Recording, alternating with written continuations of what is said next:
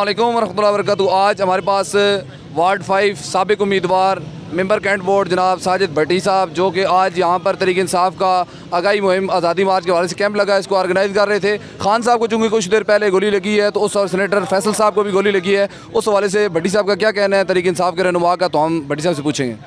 जी बिस्मिल्लाहिर्रहमानिर्रहीम।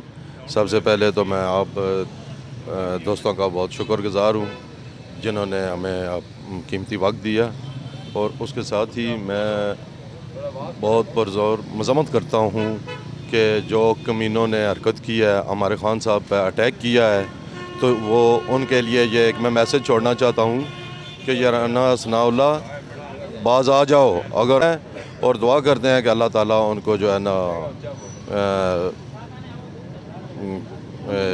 लंबी ज़िंदगी अता करें और हमारे सरों पे उन्हें सलामत रखें, क्योंकि ये जो 75 साल से डाकू हमें लूट रहे हैं, उन डाकुओं का मुकाबला करने के लिए हमें एक सरपरस्त की ज़रूरत थी, जो खान साहब की सूरत में हमें अल्लाह ताला ने अता की। इंशाअल्लाह हम खान साहब के नक्शे कदम पर चलते रहेंगे, उनके साथ रहेंगे, बढ़ चढ़ के उनका साथ देंगे। पूरा चक्री रोड उनके साथ है। कचहरी चौक में इंशाअल्लाह अगर खान साहब की सेहत दुरुस्त हुई, वो तशरीफ़ लाए, तो उनका भरपूर इस्तकबाल किया जाएगा। रावलपिंडी की तमाम क़यादत इकट्ठी है और इंशाअल्लाह हम